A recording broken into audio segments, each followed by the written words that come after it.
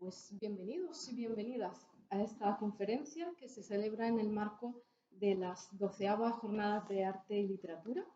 Es para mí un honor y sobre todo un placer muy personal presentar a la profesora María Hernández Esteban, profesora titular durante más de 20 años, emérita y honorífica de la Universidad Complutense. La profesora Hernández Esteban es una de las voces más importantes en la literatura comparada medieval en nuestro país.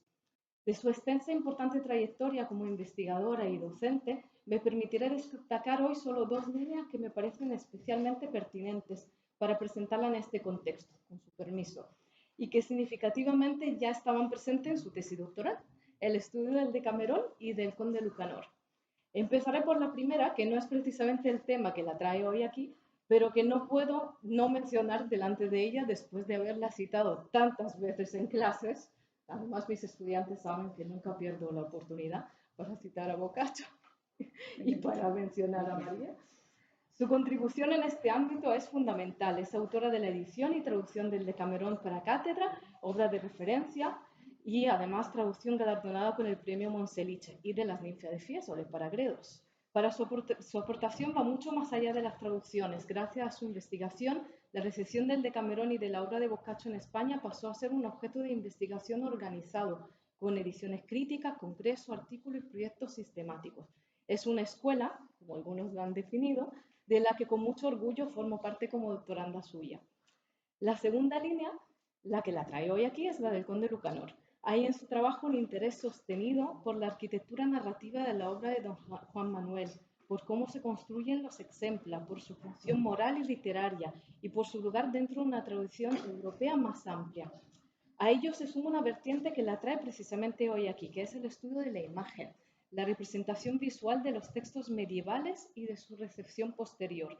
En ella combina el rigor filológico con una sensibilidad hacia la dimensión material e iconográfica que hace especialmente valioso el trabajo que nos ilustrará hoy. Ilustrar el Conde Lucanor en el siglo XX.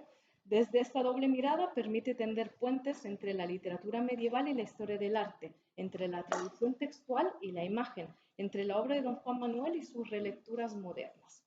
No quiero robarle más tiempo, así que cedo la palabra a la profesora María Hernández Esteban. Muchísimas gracias. Buenos días, gracias por asistir. Gracias a los organizadores y organizadoras de estas sesiones de literatura y pintura, a los compañeros, amigos queridísimos de tantos años de la Universidad de Málaga, y espero que el tema y el trabajo del que voy a hablar ahora les interese tanto como a mí me ha interesado. Bien, vamos a hablar primero, voy a tratar de ir en orden cronológico, partiendo de la Edad Media, por supuesto, y aquí tenemos la primera imagen. Esta es el códice S, de la S con mayúsculas, de la Biblioteca Nacional de España. Quiero comentarles que desde la Biblioteca Digital Hispánica, de esa biblioteca, podemos consultar, también lo podemos hacer online, pero creo que esta es una fórmula, por lo que luego les explicaré, mucho más ordenada. Pues este códice de finales del XIV, identificado con esa sigla que les he dicho, que transmite la versión del texto más antigua, completa y fiable del Conde Lucanor. Además, algunos de sus rasgos materiales confirman el proyecto del autor de transmitir un libro ilustrado, coherente con su férrea estructura. De esto sí que no podremos hablar. La crítica ha señalado ya la existencia de esos rasgos, es decir, no son nuevos, no los he visto yo por primera vez, desde Blecua a Guillermo Serés. Y creo que recuperarlos puede ser interesante, puede ayudar a reflexionar sobre la ilustración de un texto de nuestra Edad Media tan importante, proyectado a la época contemporánea. Es un misterio, es decir, ver qué nos vamos a encontrar.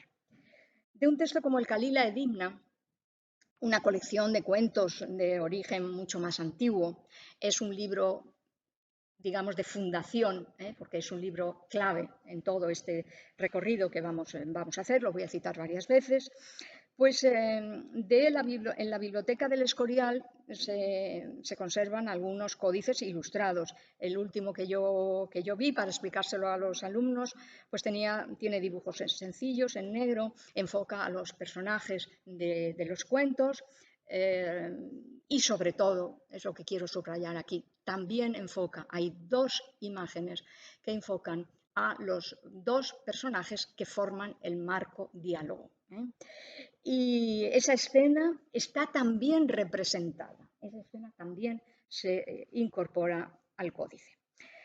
Esto es algo muy conocido, supongo, por todos los que estamos aquí. La imagen en la Edad Media era el medio más eficaz para expresar contenidos, cuando la palabra escrita no llegaba a la población menos instruida, que era además mayoritaria. Los frescos en las iglesias o en los palacios eran las vallas publicitarias de entonces, y los manuscritos tenían no solo una función decorativa, esas ilustraciones, recuérdelo bien, porque ayudaban de forma decisiva a veces a entender el texto, a sintetizar sus claves y también a recordarlas. Hay últimas publicaciones que hablan de esto, la capacidad que cumplen esas imágenes en el recuerdo. En el contexto hispánico de finales del XIV, antes de la época dorada alfonsí, se iluminaban sobre todo las obras de contenido religioso. Pienso en las obras de Ramón Llull, esos maravillosos manuscritos, el Beato del Liébana, tan reproducido, o las importantísimas cantigas de Santa María. Don Juan Manuel, ya lo saben, descendiente del rey Alfonso, en contacto con la cultura alfonsí, heredó algo de su espíritu, porque el espíritu era grandioso. En estas cantigas el rey sabio hizo fusionar todas las artes en un despliegue espectacular, asombroso, de medios materiales y artísticos, en un aquilatado equilibrio de culturas diversas y coordinando la palabra, la pintura y la música. Esto es algo muy conocido. En una dimensión mucho más modesta, don Juan Manuel se propuso que en su libro la imagen cumpliera también una función, tuviera un espacio, como último eslabón de la estructura tan organizada que él puso en marcha. La cadena de situaciones, preguntas, consejos, respuestas, reflexiones, sentencias que van organizando Lucanor y Patronio es un entramado didáctico de gran precisión que la imagen ayudaría a refrendar. Valorado en todo su conjunto, el Conde Lucanor es también y sobre todo un tratado de moral práctica con enseñanzas de utilidad para la vida familiar, política y social. En tiempos de don Juan Manuel, la guerra, la lucha entre los distintos estamentos sociales y la convivencia de las tres religiones están presentes en toda la obra de manera fundamental. La literatura, a la que él se dedica en sus últimos años, será un espacio para reivindicar sus derechos y sellar un compromiso ético y espiritual. Si los nobles entregaban su vida a la guerra, él en su madurez buscó, junto al poder político, económico y social, la fama literaria para reforzar su valor como persona. Pero lo hizo con gran seriedad, como creo se comportó a lo largo de toda esa complicada vida. Hacia 1329 comienza a redactar este libro que acaba en 1345. Se retira a Murcia en el 40 y muere 8 años después en la villa de Salmerón. Bien, vuelvo al códice S. Estas son las dos láminas de las cantigas que quería enseñarles, es decir, la actividad comercial por un lado y la guerra, la batalla de la que he hablado, que como ya saben es algo fundamental. Y luego volvemos al manuscrito. En su responsabilidad como editor extraordinariamente minucioso y preciso, le preocupó también la corrección en la fase del traslado, de la copia, muy pendiente de los errores. Sabe que el rey Alfonso había cotejado también él de manera personal muchos de sus textos, o prácticamente todos. Le preocupan los errores que se cometen. Explica, don Juan vio y sabe que se cometen muchos yerros al copiar los libros, porque las letras se asemejan unas a otras y se cambia toda la frase y se confunde. Veremos algún ejemplo. Tras componer la obra, según él mismo explica, hizo que se fuera copiando en un códice seguido de otras obras suyas. Este volumen que yo mismo concerté, cotejé, enmendado en muchos lugares de su puño y letra, sin menguas ni errores. Un proyecto de obra completa y de obra cuidada, de obra precisa, que él supervisa y que después entrega a los dominicos para que lo custodiaran en el convento de San Pablo de Peñafiel, un convento que él había hecho construir y donde también él será enterrado. Pero pese a todas estas estrategias, ese valioso códice, el Códice de Obras Completas, no se ha conservado, por lo que no podremos nunca documentar, nunca hasta que no se encuentre algo más de peso, si las ilustraciones hechas, de las que ahora hablaré, hechas o pendientes de hacer, pues se llegaron a ultimar. Hubo tiempo, de cualquier forma, en los 7 años, desde que lo acabó hasta que lo entregó a los dominicos. Sí sabemos que el manuscrito que hoy conocemos con esa sigla S está hecho en pergamino, es decir, es un códice valioso, en formato amplio, en formato grande. Por su gran corrección, por su datación, es el más cercano al volumen supervisado y perdido, el más completo y el que mejor transmite la voluntad del autor. Señalo 2 de los rasgos del códice que se refuerzan entre sí y que evidencian el proyecto de códice ilustrado que el autor había fijado ya en el volumen que cuidó. Puedo incluso volver a la primera imagen, que es lo que vemos aquí. 2 rasgos les he dicho. El primero es que tras cada moraleja, el autor añade la frase: la historia de este ejemplo es esta que se sigue. Bien, historia significa ilustración o dibujo. Desde el título de Eisopete historiado, es decir, el esopo con ilustraciones, hasta el empleo en el interior del libro, en algunos de el cuento 32, por ejemplo, del que vamos a hablar de él, se dice en el cuento del paño maravilloso: esto es tal labor, esto es tal historia, esto es tal figura, esto es tal color. Bien, hoy historia, además, en el diccionario de doña María Moliner, sigue manteniendo la misma acepción. Una de las acepciones es precisamente pintura, que representa un episodio histórico o leyenda. Cuando con el tiempo ese significado se oscurece, porque yo les tengo que estar explicando ahora que realmente la palabra significa esto. Cuando ese significado se oscurece, se pierde la función de la frase, los editores la van eliminando y solo, creo, bueno, con excepciones, por supuesto, en las ediciones críticas y de estudio se ha mantenido con una nota explicativa. Así ocurre en la edición de Blecua del 69, pues Lacarra, Sainz de la Maza, Rubio Tobar y Guillermo Serres, que sería uno de los últimos estudiosos del cuento. El segundo rasgo es que el copista, bueno, la frase evidentemente no la podemos leer, pero creed que realmente la última línea de esa primera columna es esto. Esta es la historia de este ejemplo, es esta que se sigue. ¿Qué es lo que sigue? Pues un espacio, como vemos en blanco, de unas 10-15 líneas. Acaba el copista acababa de copiar el texto, y va dejando en todos los casos, absolutamente en todos los casos, a lo largo de todo el códice, en los 51 cuentos, va dejando un espacio en blanco de unas 10 o 15 líneas, como vemos en estas 2 láminas, y repito, se constata. Vemos aquí también ese espacio. Da igual cómo la maqueta se comporte, da igual dónde acabe el cuento. Aquí la última frase también es la historia. No sé si la palabra sigue, se puede ver, de cualquier manera lo podrán comprobar sin ningún problema. Bien, nunca un copista, había copistas profesionales, también amateurs, también per passione, como dice el profesor Branca, pero nunca trasladaba un texto dejando líneas o espacios en blanco, porque había que aprovechar al máximo el pergamino o el papel, materiales escasos. Solo dejaba en blanco los espacios que iba calculando para que, acabada la transcripción, el miniaturista fuera dibujando con tinta roja las letras de apertura, las capitulares, que vemos ahí ilustradas de cada capítulo, y bueno,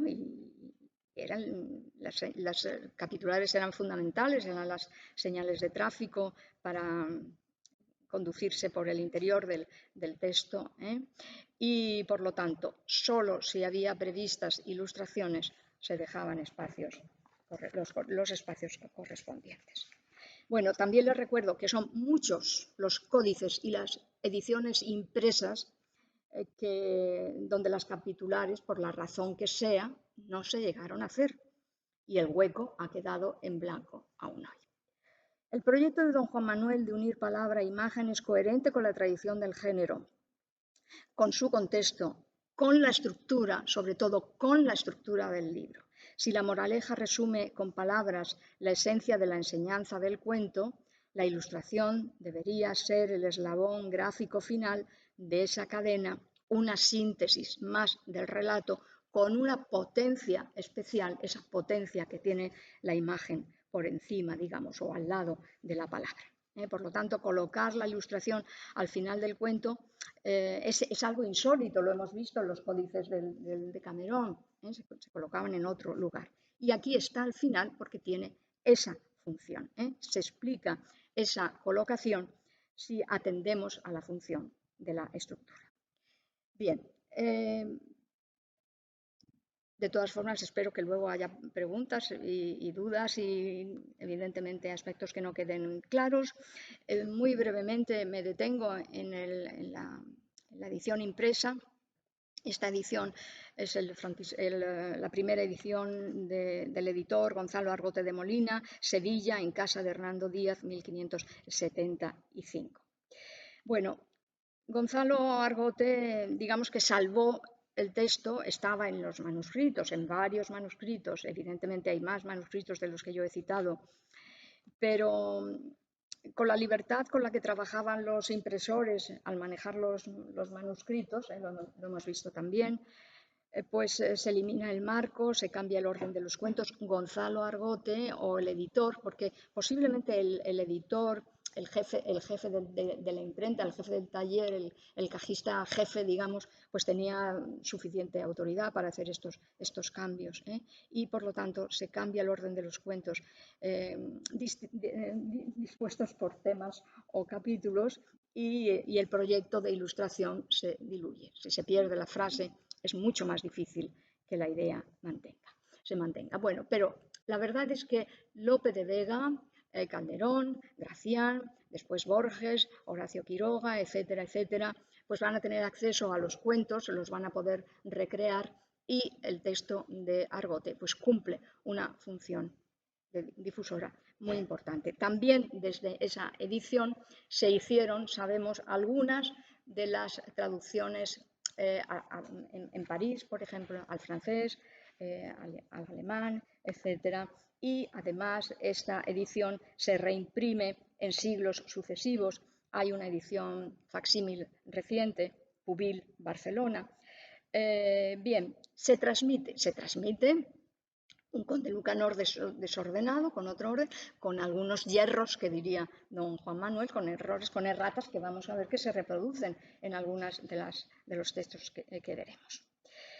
Bien, entonces, para conseguir datos más sistemáticos sobre el Conde Lucanor ilustrado, a la profesora Esperanza Gómez Nebrera y yo, consultando el catálogo general de la Nacional, hemos reunido unas 25 referencias a ediciones que figuran con ilustraciones. Hemos buscado IL.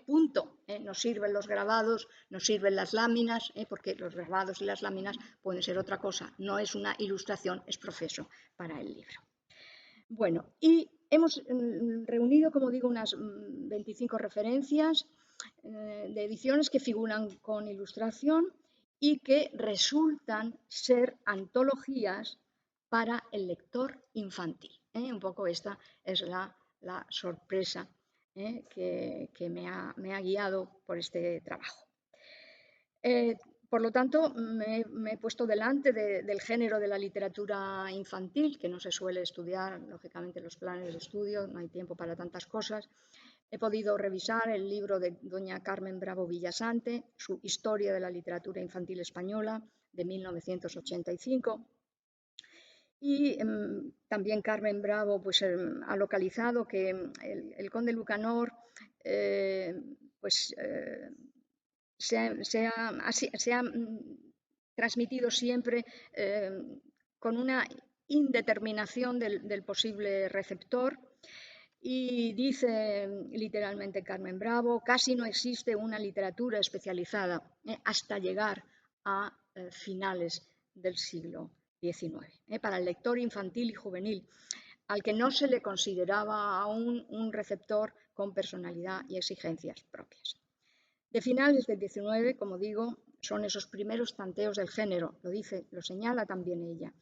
Y en esos inicios va a ser decisivo el impulso de otros medios de comunicación como la prensa, las revistas misceláneas, la radio, que multiplican el alcance de su difusión. Pongo dos ejemplos. En Italia, Las aventuras de Pinocho, un libro moralizante por excelencia, pero también por excelencia un libro para niños, pues se difundieron por entregas en el Giornale per i Bambini con las ilustraciones de Chiostri. Se difundió en partes y ya ilustrado. Y en España, un siglo después, las historias de Antoñita la Fantástica se dan a conocer en 1946, primero desde Radio Madrid, por entregas, con la voz de la autora, y un año después la magnífica editora Consuelo Gil, fundando la editorial Gilsa, pues las fue imprimiendo en varios volúmenes con los dibujos de Zaragoeta, y así nace una de las primeras series que decimos hoy, que vemos la televisión mucho tiempo, una serie de gran éxito en tiempos de la posguerra, tiempos muy necesitados de evasión. En relación con la ilustración, he recurrido a una monografía interesante de Jaime García Padrino, que titula Formas y colores, la ilustración infantil en España, Cuenca 2004, Universidad de Castilla-La Mancha, y he insistido, también García Padrino insiste en la dificultad de trazar un recorrido bien definido de los primeros pasos de un género que une oficio y arte, con estímulos como, entre otros, la difusión complementaria, lo he señalado ya, de relatos ilustrados en la prensa. También la radio, lógicamente. Los nuevos medios de reproducción gráfica en el mundo editorial que son decisivos. La apertura a Europa de nuestros artistas, de nuestra cultura en general. El contacto, el intercambio entre editoriales francesas e inglesas y las estancias que naturalmente se empezaron a hacer ya en la época medieval, ya en época de Santillana, ya en el Renacimiento, por supuesto, ya en todo el periodo de nuestra historia del arte, de nuestra historia de la cultura, con París y con Roma. No es necesario insistir en esto. Yo añadiría también a lo que señala García Padrino la incorporación de la mujer a las tareas educativas y artísticas, porque me parece que especialmente la sensibilidad, los medios, la proximidad de la mujer con el mundo infantil, pues la anima también a hacerse, comentaba el otro día con la profesora Rayo, son casi más las ilustradoras de los últimos 20 años que los ilustradores. En un trabajo conjunto de editores, autores e ilustradores, los editores son muy importantes, pues la selección de las obras para el catálogo la marcaba la política editorial, los medios disponibles y los gustos del adaptador. Se ilustraron los cuentos de Andersen, de los hermanos Leith, etcétera, porque he tenido la impresión de que nuestro libro pionero del género, como es El Conde Lucanor, pues había quedado su función algo desdibujada. De hecho, en la monografía de García Padrino, que es muy completa, no exhaustiva, pues no se cita ninguna edición ilustrada, porque no habría quizá ninguna edición importante que él haya localizado. Solo la referencia al cuento del traje de nuevo del emperador. Bien. De ahí creo el interés de nuestro catálogo, la utilidad, la posible utilidad. La primera referencia en ese catálogo está fechada en 1914.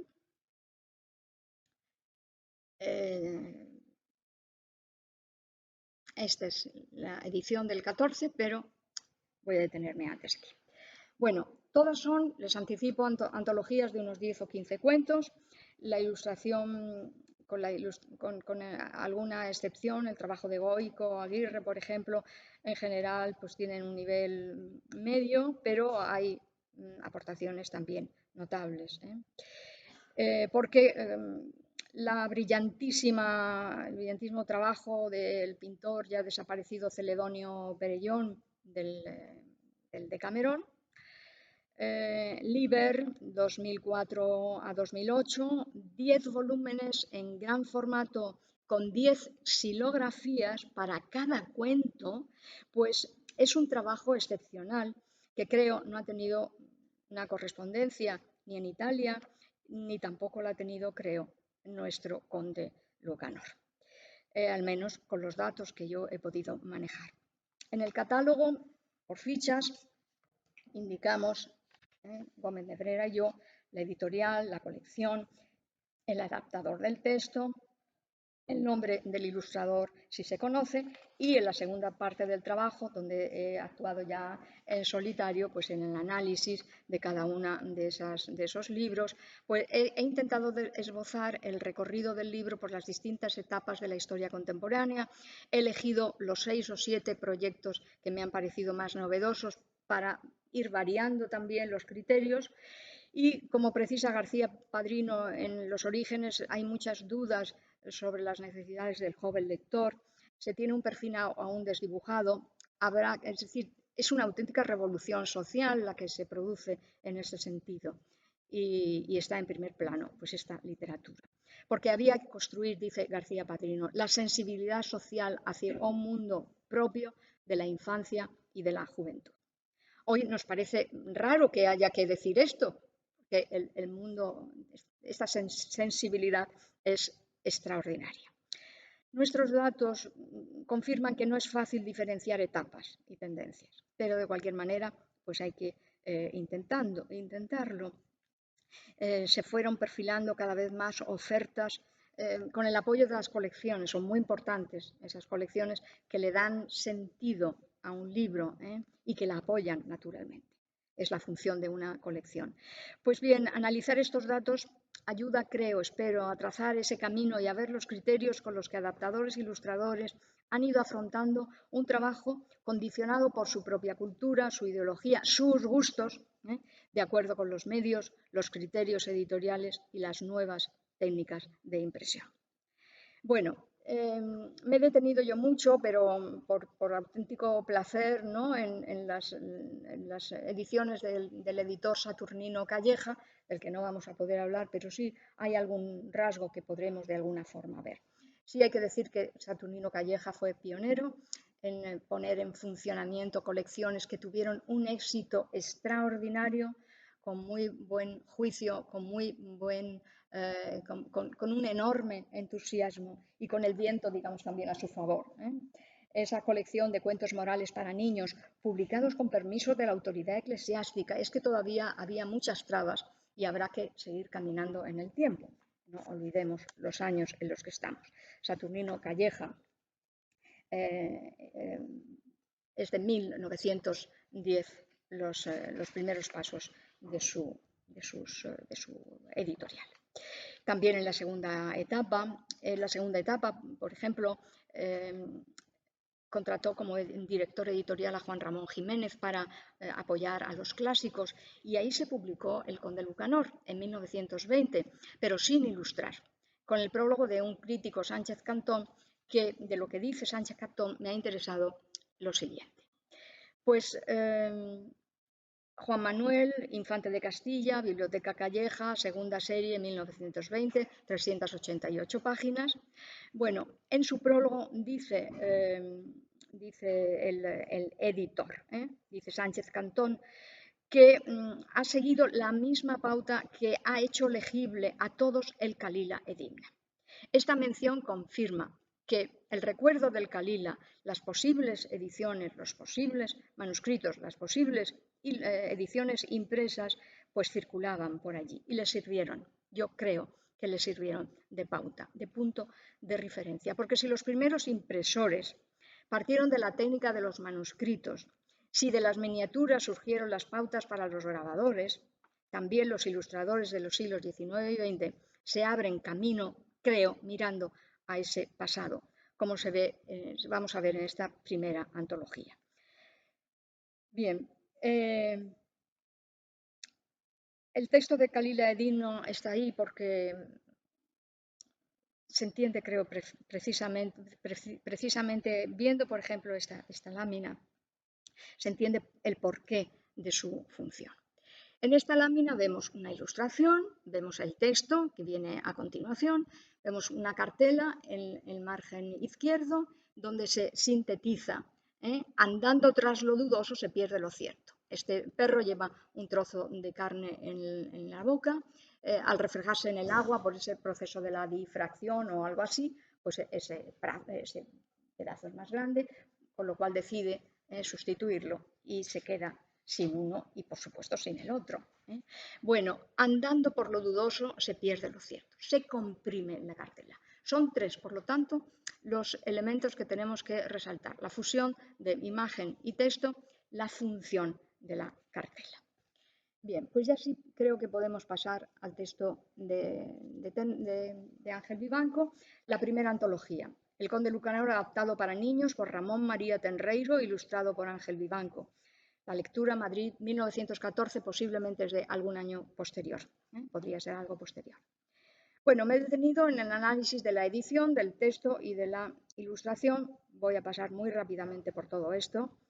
Y bueno, pues, ¿qué vemos aquí en esta primera antología? Que Ramón María Tenreiro, el adaptador, inventa un título para el libro. El libro de los ejemplos que el sabio consejero Patronio contaba a su señor, el conde Lucanor, para adoctrinarle en los peligros del mundo. Y es que resulta que el título del Kalila Edimna, de la edición impresa en Horus, Zaragoza, por Horus en en fin, no recuerdo exactamente el año, una impresión zaragozana, es exemplario contra los engaños y peligros del mundo. Me parece mucha casualidad. Yo pienso que hay aquí un contacto entre esta edición zaragozana de Horus y, por lo tanto, como hemos visto en esa página, hay rasgos afines y hay más rasgos afines que vamos a ver aquí. Bien, la antología se abre con un prólogo de Tenreiro. Tenreiro es un escritor, era abogado, republicano, fue embajador, en fin, una persona con una buenísima formación. Y que nos cuenta en el prólogo, introduce un cuento que de alguna forma estaba recogido ya en el prólogo general de las obras completas de don Juan Manuel, con importantes variantes. ¿Qué cuenta Tenreiro? Nos cuenta que un botero fabricaba odres, pellejos y botas de vino. Y cantaba mal la bellísima y famosa canción compuesta por un caballero de Perpiñán que afeaba la letra y estropeaba la música y no dejaba una nota en su sitio. El caballero, al oírlo, pasa por la calle, entra en la tienda, saca su espada, pincha los odres y destroza todo lo que puede. Destroza el trabajo del botero, como vemos en esta primera ilustración. En la versión de don Juan Manuel, el artesano era un zapatero. Es evidente que es mucho más difícil llenar la tienda de zapatos, son mucho más interesantes los odres y además pienso que podría estar en el recuerdo de Tenreiro o de Vivanco, pues esa imagen de Doré o de otro ilustrador de la lucha de Don Quijote contra los cueros de vino, que son, como ya he dicho, objetos más valiosos que pudo tener en cuenta. Se enfoca al interior del taller. Es un dibujo muy bien resuelto y muy difícil de hacer, además, esta imagen de espaldas.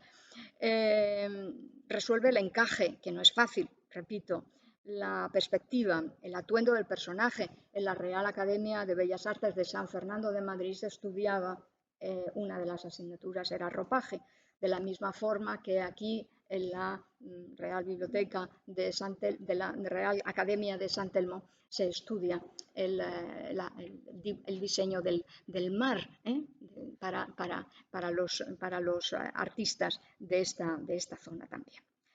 Bueno, pues, y el movimiento, el encaje, todo lo que es correcto de la ilustración y el movimiento, que es importante, será una de las conquistas más difíciles de conseguir. Bien, de la adaptación del texto, pues le resumo muy rápidamente. Tenreiro pues va eliminando poco a poco el marco, porque va dejando que Lucanor y Patronio hablen, pero luego ya los va eliminando. Van desapareciendo las moralejas, van desapareciendo las reflexiones de tipo moral del marco, por lo tanto, y bueno, pues el texto va evidentemente cambiando. Además de intervenir en el marco, intervienen los cuentos, porque en esta época todavía existía la censura, que estaba ahí al acecho, y censura aspectos que tienen que ver con los personajes de la Iglesia. En este primer cuento, bueno, yo creo que esto podemos ya pasar al cuento número 11, que es el primero que quiero ver, de lo que contestó a un deán de Santiago con don Illán, el gran maestro de Toledo, que él titula El escolar y el nigromante, porque el deán pasa a ser un escolar y el nigromante pues pasa a ser un mago, bueno, más o menos, eso sí, porque es un escolar de teología además, porque había que censurar estas cuestiones que en la época, lógicamente, se habrían visto mal. El dibujante trabaja con mucha más libertad. Es Ángel Vivanco Calvo, que ingresó en 1902 en la Escuela Especial de Pintura y Escultura de la Real Academia de Bellas Artes de San Fernando. Allí se formó como se habían formado Dalí y Picasso, entre otros muchos, naturalmente, e ilustró cuentos para infantiles para Espasa Calpe, Renacimiento para blanco y negro, y su firma además aparece legible, no sé si aquí se ve, pero en la parte de la imagen, en la parte izquierda, pues ahí aparece. Porque, por ejemplo, los ilustradores de Calleja nunca sabremos, o sea, tenemos idea, pero nunca sabemos realmente quién dibujó cada cosa. Bueno, pues el hecho que el ilustrador reivindicara su trabajo indica ya no solo su seguridad, indica ya que estamos en otra época y que empezamos a caminar por otro espacio cultural. Solo en los años 70 se van a empezar a afianzar los derechos de autor y, por lo tanto, la posibilidad de firmar. Hace para cada cuento 2 o 3 láminas. Yo creo que trabajó con un presupuesto reducido, interviene en la opinión del editor de forma importante, y 2 o 3 láminas para cada. Son fotograbados con trama, que es una técnica inventada en 1850, más asequible que el grabado, más económica quiero decir, y que además era reutilizable, lo que quiere decir que desde esta edición, pues Espasa Calpe, después que debió de comprar el fondo, pues hará hasta 7 reediciones a lo largo del siglo. Por lo tanto, pues se reutilizan y se mantienen. El librito es una pequeña joya, hay un enlace también hoy en internet, lo podéis ver, un libro pequeño, cuidado, pero como digo, interesante. Bien, esta lámina enfoca el cuento 11 del escolar y el nigromante.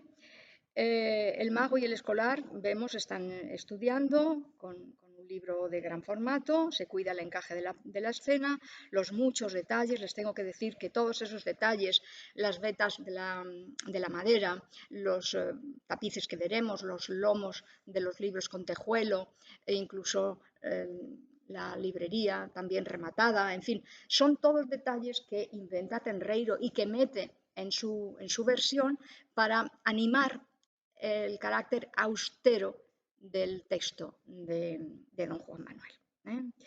Bueno, pero además, como trabajaron en equipo, era ineludible, pues el ilustrador sigue las pautas que ha marcado el adaptador. Bueno, y seguimos. Este es el segundo cuento, la segunda ilustración para este cuento. Tiene una buena capacidad para sintetizar. Ha ilustrado al principio lo que ocurre, están estudiando, al principio están trabajando y el final. Ya el mago le echa, se cansa de que el supuesto discípulo no cumpla con lo prometido y vemos que ya sale de la casa, sale por la puerta. Son adecuados el ropaje, los gestos, que son escasos pero expresivos, la mirada de los personajes, aunque aquí no vemos muchos, los rasgos del rostro, con gran precisión, que recuerdan al tono minucioso de los grabados renacentistas. Bueno, el pie de página I2, enhorabuena de mi casa, que está por ahí, no lo veo ahora, pues también lo inventa el adaptador. Del segundo cuento, el cuento 32, de lo que contestó a un rey con los burladores que ficieron el paño, que aquí Tenreiro titula El paño maravilloso. Bien, también sintetiza, porque son creo dos también las ilustraciones. Acude de nuevo aquí a la censura. ¿Y qué es lo que hay que censurar?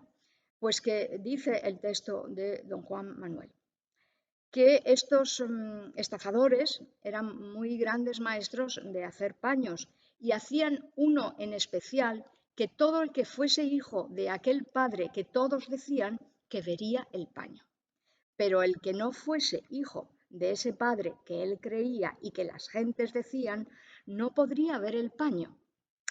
Bien, además explica don Juan Manuel que el rey piensa que teniendo a quien le ofrecen el paño, teniendo aquel paño, el rey sabría quiénes de su reino eran legítimos y él podría aumentar sus bienes y tierras, porque como los hijos ilegítimos de los moros no podían heredar al padre, el rey confiscaría sus bienes y tierras y ampliaría su reino. Tenreiro cambia la propiedad del paño, las virtudes de este paño mágico, que era para todos visibles menos para quien fuese hijo de ladrones. Por lo que el rey pensó que poseyendo uno de tales paños podría saber cuál familia de sus caballeros y servidores venía de padres honrados y cuáles no. Por lo tanto, ya se empieza a pensar, lógicamente, en la sensibilidad del futuro, del posible lector. Y aquí el burlador, el pillo, el estafador, etcétera, está fingiendo delante del telar que está haciendo ese paño y el rey pues observa, meditando, porque no hay hilos, no hay tela, no hay lana, no hay nada, porque todavía no se pueden ver. Y la siguiente escena es la siguiente del desfile, porque el paño, por mala suerte, pues es un paño que se viste, que se pone uno encima. No es una toalla de baño, sino que el rey se lo tiene que poner encima. Y entonces, pues aquí el rey desfila ante sus súbditos, porque ese paño es inexistente, y va hacia la catedral. Aquí se dice que va hacia la catedral y que va a ver al obispo, y que además el criado que tira del caballo, que luego veremos, pues no está el criado, sino que es el sacristán, por más señas borracho, añade Tenreiro, quien metiéndose entre los dignatarios de la iglesia le dice a grandes voces: a mí no me importa ser tenido por hijo de ladrón, porque si ni yo ni nadie sabemos quién fue mi padre. Y por esto digo que estoy cierto que el rey ha venido en camisa a la catedral. Es decir, el rey está desnudo, se ve sobre todo por los pelitos de las piernas, porque va en camisa, que es como ir desnudo, es algo, en la Edad Media era algo muy denigrante, este caminar vestido así, y mucho más, por supuesto, para un rey. Y todos le miran horrorizados, le miran asustados, incluso el personaje de la mujer que está ahí, pues agacha la mirada un poco ruborizada, con vergüenza ajena por lo que está viendo. El rey piensa que va muy elegante. Bueno, ya conocen el cuento, supongo. Bien, aquí el rey va con corona, con cetro, es decir, esos atributos, pero el paño pues es invisible, él es invisible. Y por suerte, dice don Juan Manuel, era verano. Por suerte era verano. Bueno, el cotejo de los cambios de esta y otras escenas permite tomar el pulso a los cambios de moral en el tiempo también. Y si aquí va en camisa, veremos en la última edición que el rey va absolutamente desnudo, de verdad desnudo. Bueno, y luego hay un colofón. Esto es interesante también porque, aunque son tres los pillos, los burladores, etcétera, pues a Tenreiro le viene mejor reducirlos a dos, que van disparados, que van cabalgando a toda velocidad, porque se van. Una vez que se hacen con el dinero que les da el rey, con las perlas, con los materiales preciosos para hacer ese maravilloso paño, pues se escapan naturalmente con el botín. Y aquí lo descubre. Y esta es una ilustración que está al final. Está al final porque es la tradición del colofón. He visto muchísimos libros ilustrados de Camerón, sobre todo con una ilustración final, pero aquí pues yo quería también destacarla. Y después el tercer cuento, de lo que contestó a un mancebo que casó con una mujer muy fuerte y muy brava. Se actualiza como el mozo que casó con mujer brava. Es el cuento que recoge también Shakespeare, La fierecilla domada, un cuento que ha tenido muy larga también difusión.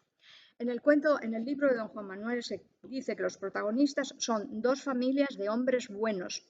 Hay que ir a la nota para saber que son hombres buenos. Los hombres buenos eran hombres de elevada posición en la sociedad del momento, gente honrada que eran moros. Pero como la familia del muchacho no era tan rica que le permitiera lograr sus ambiciones de ascender, de hacerse un futuro razonable y decente, pues decide optar por un matrimonio de conveniencia con la hija de otro moro que era mucho más rico. Por lo tanto, son dos familias que se conocen, pero por el carácter tan terrible, tan enrevesado e indomable de la muchacha, pues hasta su propio padre se resiste al principio a dársela como mujer al amigo, al vecino, pero luego al final pues acepta que alguien se la saque de casa, que alguien se la quite de encima.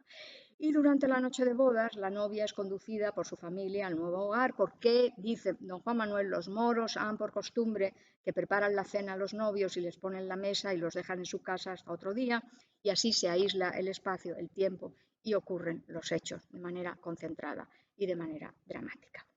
Bien, el formato, quiero decir también que posiblemente el formato de la antología, el formato antología, no 51 cuentos, sino 10 o 15, pues hace el texto más ágil y accesible, por supuesto, pero también con este sistema selectivo se podría perder en algún caso la intertextualidad entre alguno de los cuentos.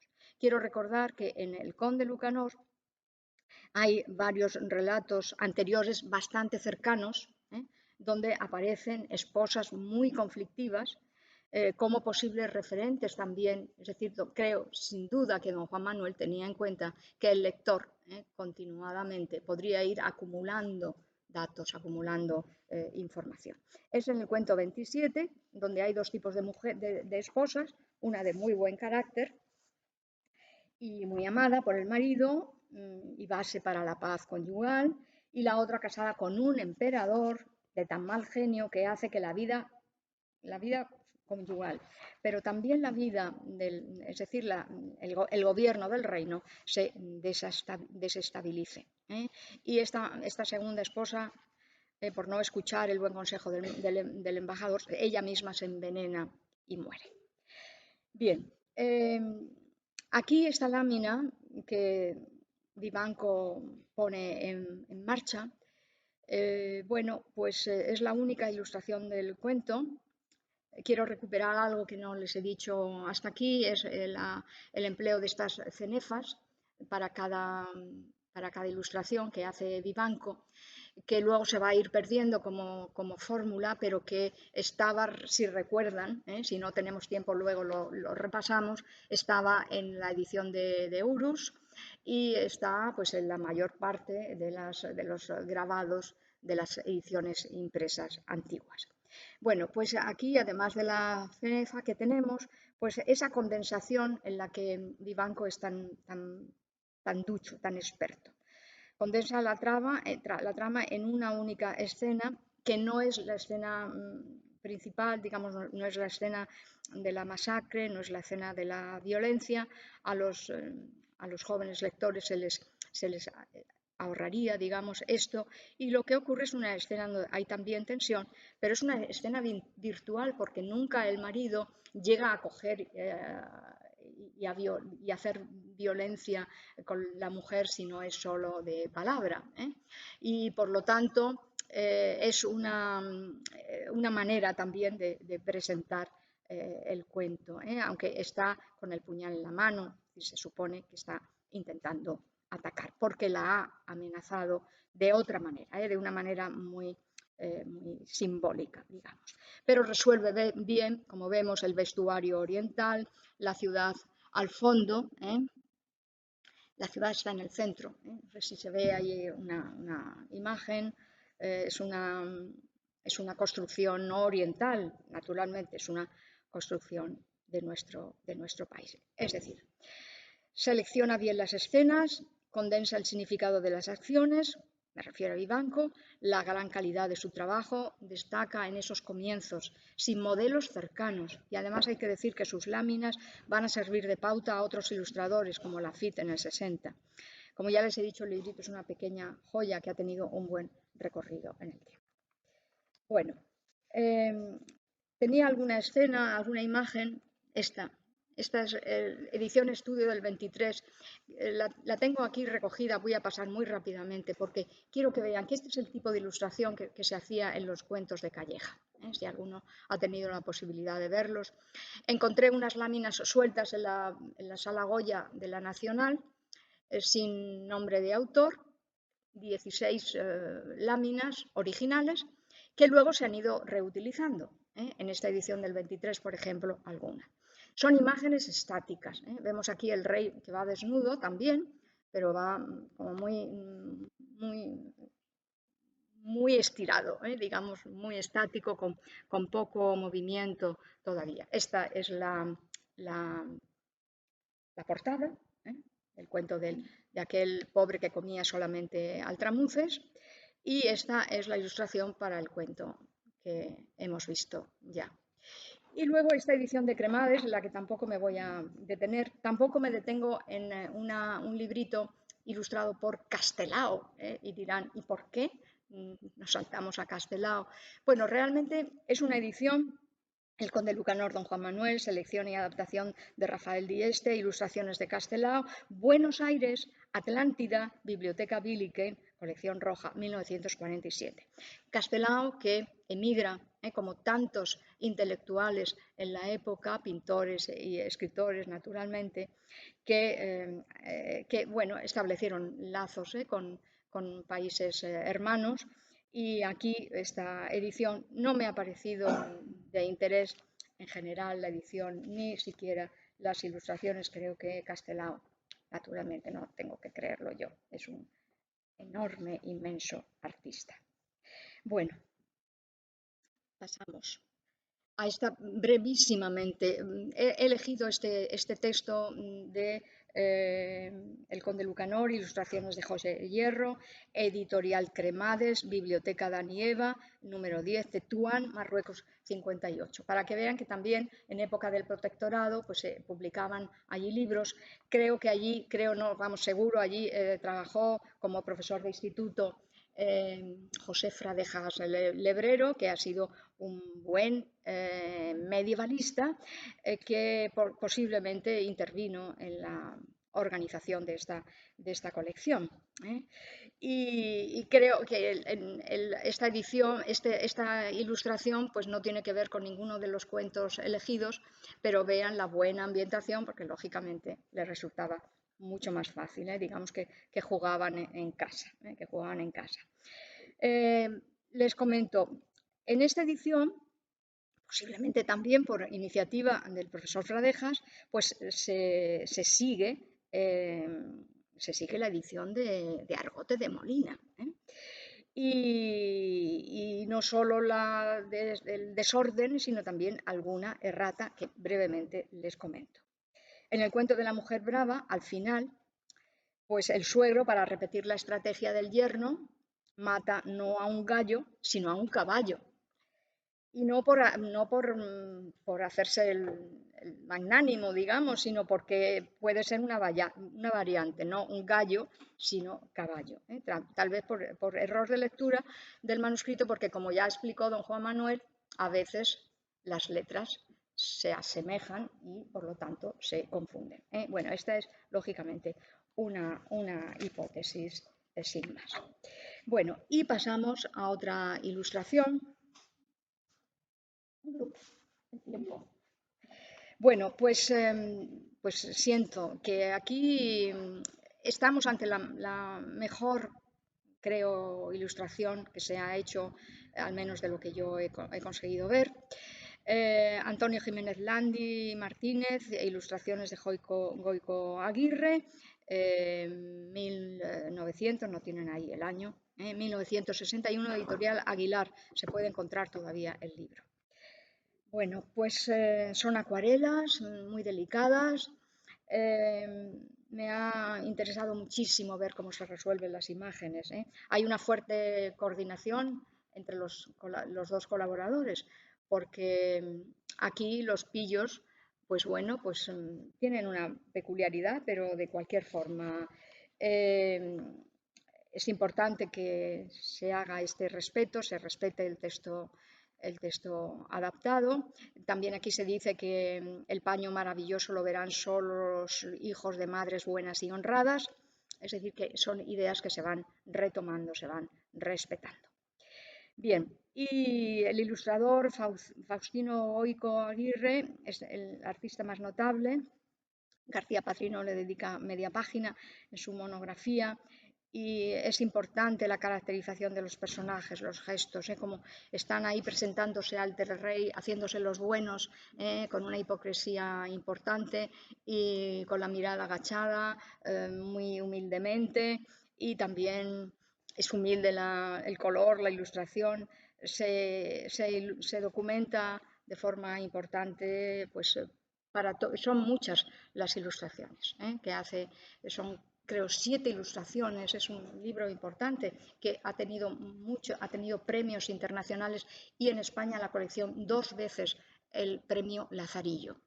Bueno, pues más imágenes, pues este es el telar, ya ahí montado, sin hilo, sin tela. Aquí están los 3 personajes, que son los mismos, vestidos como ya los hemos visto, y bueno, pues quiero que veamos todas las ilustraciones, lógicamente.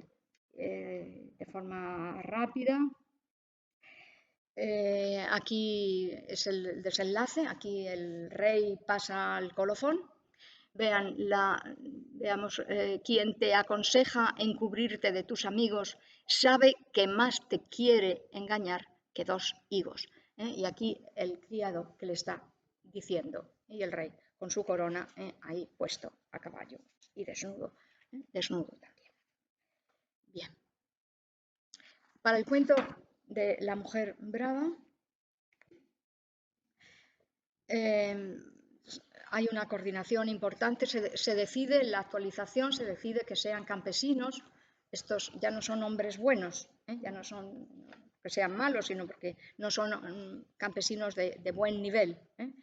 Y bueno, no son 2 familias de moros, no son hombres buenos, no son ciudadanos de peso, pero y con esto desaparece, ¿qué desaparece? Evidentemente, pues una documentación histórica a veces de primera mano, como eso que hemos leído que don Juan Manuel precisa.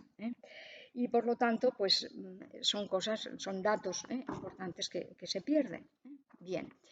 El gesto es muy natural. Vean que estos son el futuro novio y su padre, que están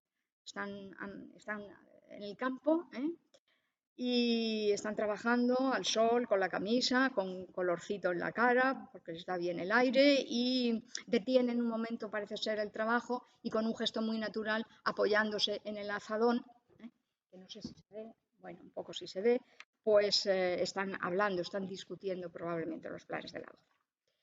Y en la siguiente ilustración, y la penúltima ilustración. El joven que coge al gato está de espaldas. También hemos visto en el cuento en la ilustración de Vivanco, cuando se comete violencia, yo no sé si tiene que ver o no, pero los coloca de espaldas para que no les veamos la cara, una forma de privacy, como se dice en Italia. Bueno, es un gesto violento, porque el gato nos mira, el gato está ahí cimbreándose, asustado, horrorizado de lo que le va a pasar. Y al final, y el colofón que es magnífico, magnífico, porque estos son los suegros que al final de esa noche van a ver qué ha pasado. Y entonces el suegro lo que hace es que intenta repetir la táctica del marido cuando se enteran de lo que ha pasado. Y el anciano matrimonio, que está muy bien caracterizado, es magnífica esta ilustración, escenifica con gestos magistrales su enfrentarse cara a cara. Él ha matado al gallo para amedrentarla y lo señala a sus pies. Y ella se burla con los brazos en jarra, como si estuviera riéndose, porque la estrategia a tiempo no funciona. Bien. Para el segundo cuento, pues voy a pasar más rápidamente y lo siento, pero luego si acaso volvemos a explicar algo para que puedan también, lógicamente, hacer preguntas e intervenir. La biblioteca, el Vaticano, porque el deán acaba siendo virtualmente papa, y aquí se documenta para hacer esta ilustración en un casi desplegable en una página de encarte, no es un desplegable, es una página de encarte.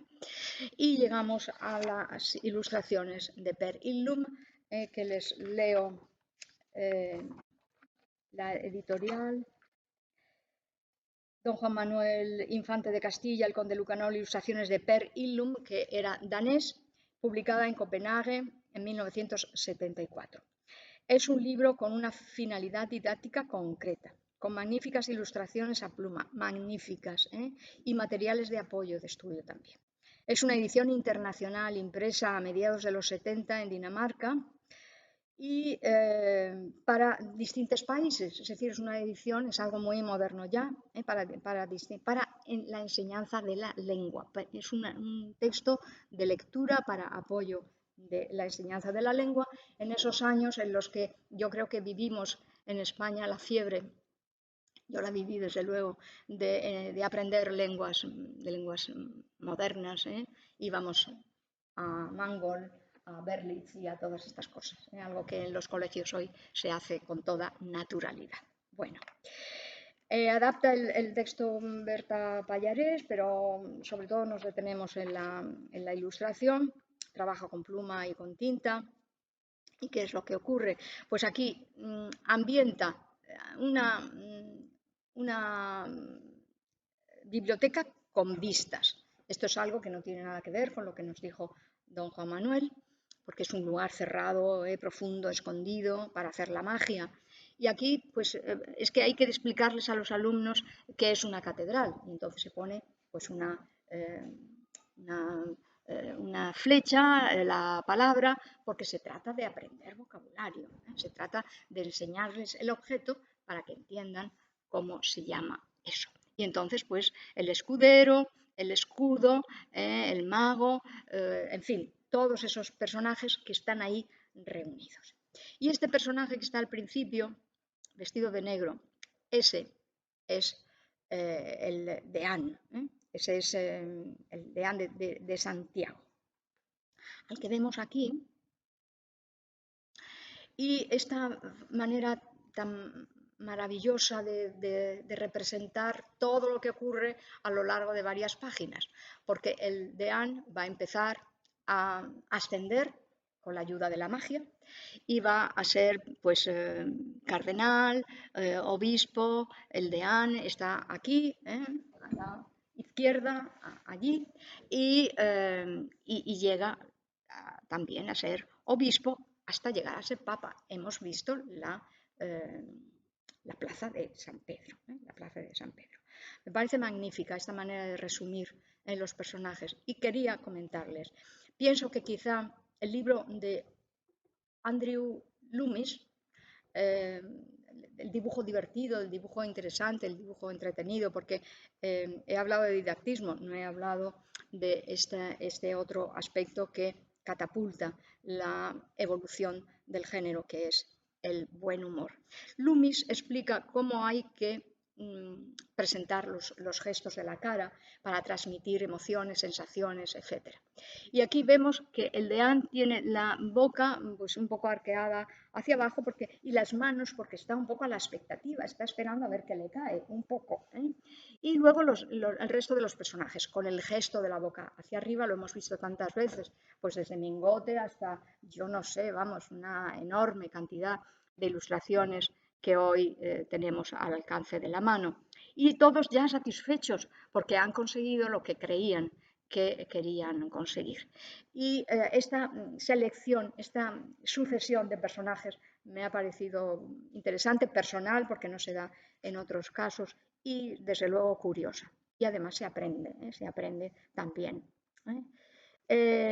Bueno, aquí tenemos el telar y tomar medidas para hacerle el vestido mágico, coser, el telar, tejer, en fin, todos esos datos, con esa precisión, con esa minuciosidad con la que el danés dibujaba.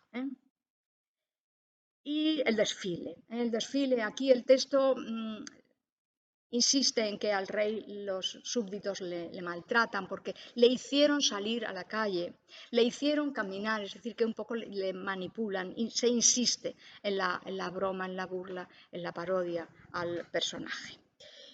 Y bueno, pues la última imagen, sí, no hay aquí ningún tipo de censura, compensa, resume, pero no tenemos carteles, quizá pues se los ahorra al lector, pero vemos pues la derroche de violencia y de sangre que encontramos aquí.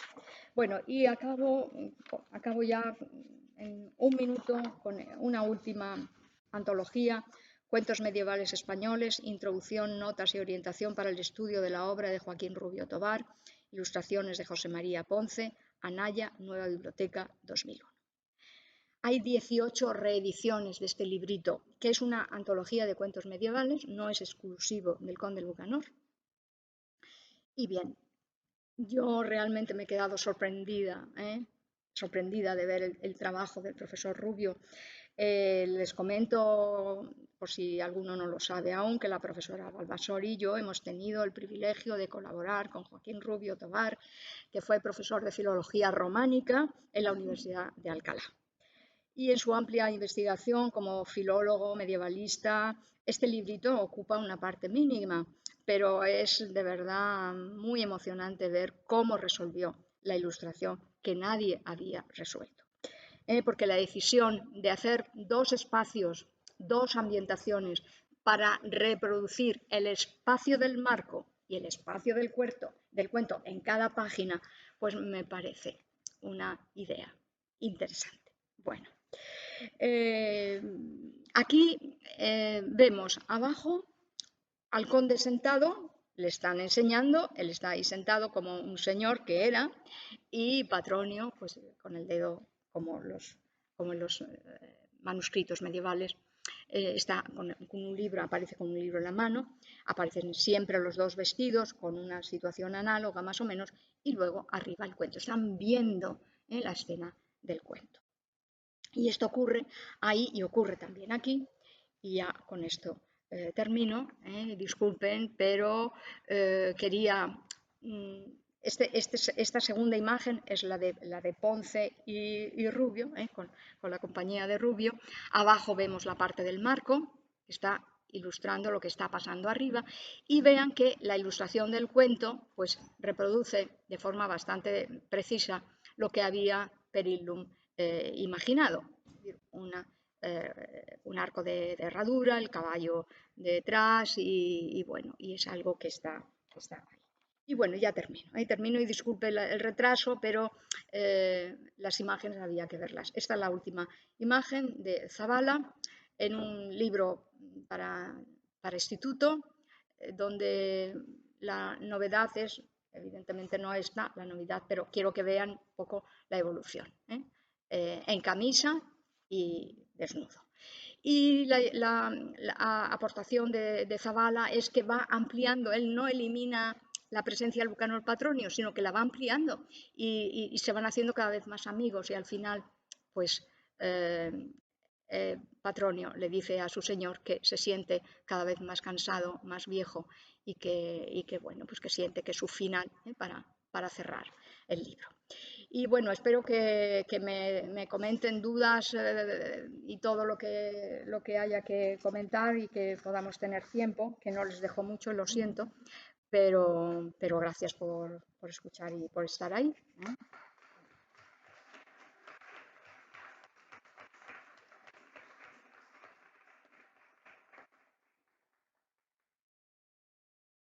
Yo mientras voy a ir repitiendo este recorrido, pues si alguien quiere verlo.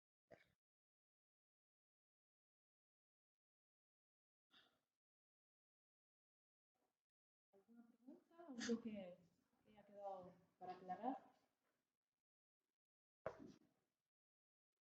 Mientras se lo piensan, yo aprovecho. Venga. Yo quería preguntar si en la revisión que hiciste de las ilustraciones hay algunas ilustraciones también sobre el marco narrativo. Sobre un momento vimos de las últimas, sí, que se representaba a Patronio con el conde Lucanor, pero no sé si en las más antiguas también se representa el marco o sufrimos el mismo.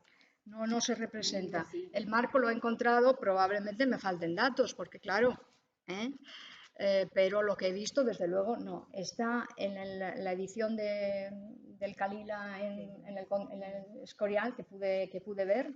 Me llevé la edición de Castalia y un lápiz y fui dibujando en mi edición donde estaban el rey, donde se colocaban del texto.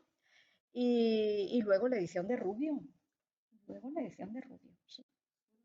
Sí.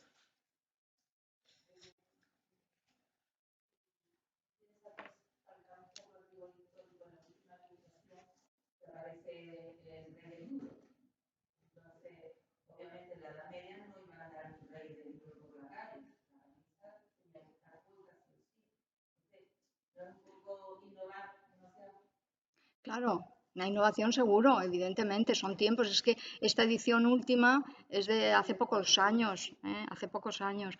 Pero claro, en la Edad Media no iban ni desnudos por la calle, ni siquiera en casa, ni siquiera en la cama las damas tenían siempre su camisa, su camisón, se cuenta en el Conde Lucanor, en el Decamerón tantas veces levantó la camisa, vio, miró, porque esto era así. Esto es así, tenemos que recordarlo, sí, claro, es muy novedoso lo que ocurre hoy, que ya digamos que ha habido tanta evolución social que esto casi ya ni llama la atención. Pero bueno, de cualquier manera, pues he querido colocarlo también ahí.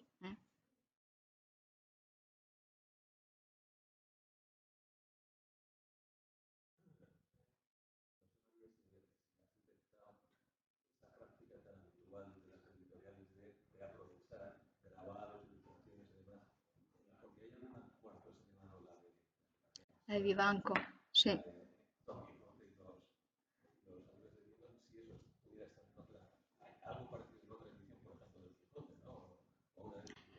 Realmente he buscado algo, No he encontrado nada, pero no he hecho un trabajo exhaustivo porque he pensado el enorme trabajo que ha hecho José Manuel Lucía, etcétera.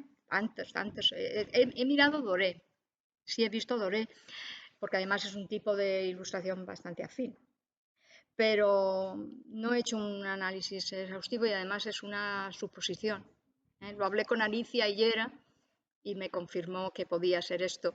El cuento del botero Zapatero lo comenté con María Jesús Lacarra, que no encontró ninguna variante que me aseguró un poco, si ella lo dice, evidentemente. O sea que... Pero sí, claro, yo lo he visto, es muy importante el formato, el soporte y cómo se va pasando pues desde estas silografías a los acetatos, a la fotomecánica, en fin, estas cosas tan rápidas, tan fáciles, que hacen que las ediciones, las ilustraciones de Goico puedan ser así y sean bastante económicas, creo yo. Bien. Bueno. ¿Más preguntas, no? Pues muchísimas gracias a la profesora Hernández por estos cursos. Nos ha dejado con ganas de ver más y de conocer más. Y nos esperamos a la gracias a los chicos que tienen clase también. Así Estupendo. que Muchísimas gracias y esperamos a la próxima. disculpad esta invasión en el tiempo.